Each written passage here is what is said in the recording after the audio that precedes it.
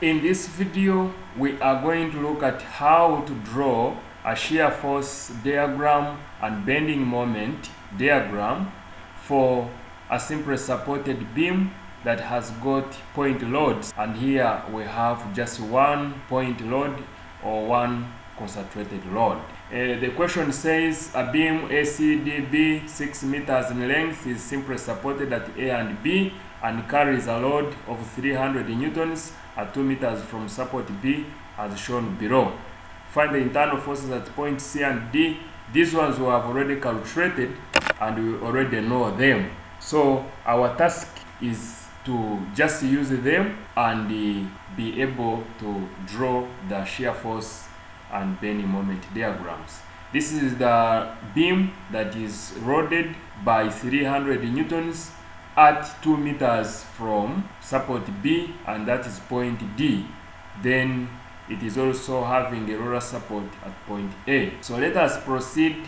We already calculated these figures, so we are just going to look at how we have calculated the bending moment at specifically point D, because it is of major concern, because that's where we have a loading. So we have the shear force at point D as 200 newtons. We have no actual force. Then the bending moment is 400 newton meter. So having known those figures, we are going to look at our free body diagram.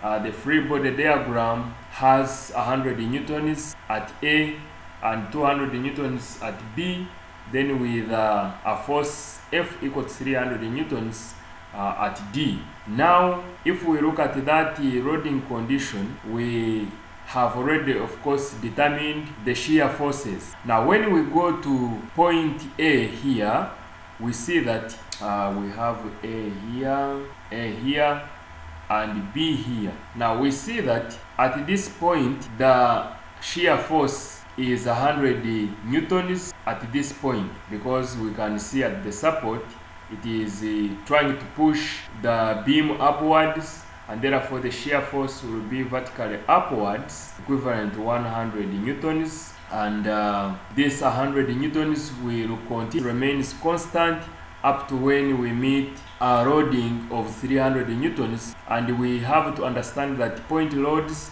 on a beam cause a jump on shear force diagrams, and therefore when it reaches here, remember it has been a constant, it will move 100 newtons, then move to a value that is equivalent to 100 minus 300 newtons, that gives you negative 200 newtons.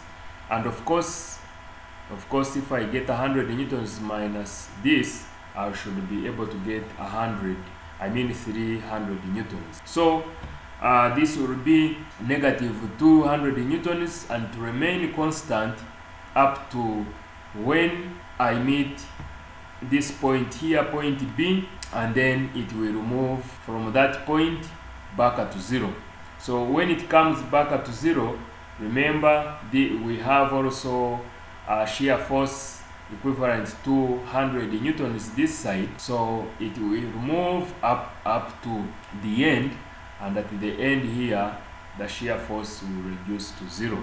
Now that is the shear force. If you have the shear force at the end here, it will be up to a particular magnitude and it remains constant up to when you meet another loading condition.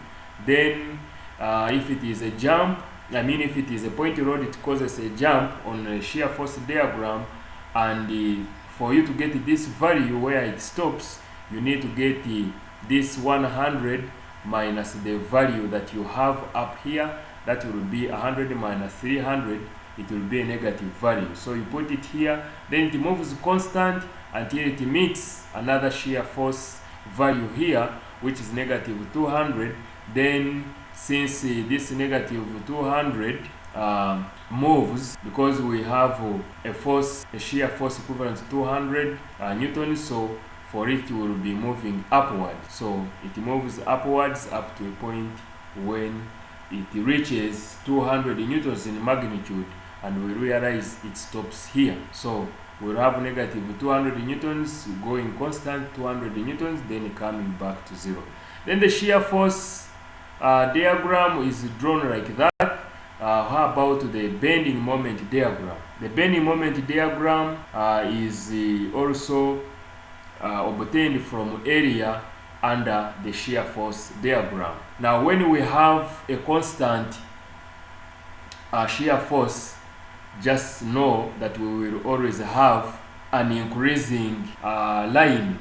Of course, we will have, if we have a positive value for shear force, we will always have a line like this line here that has a positive gradient up to a point where this value of shear force changes, or where it becomes 0, so it will stop there. So when it stops there, because of course this is where this positive value has stopped, so if it stops here, you need to know this value. You need to know the bending moment at 4 meters, or that is at point D.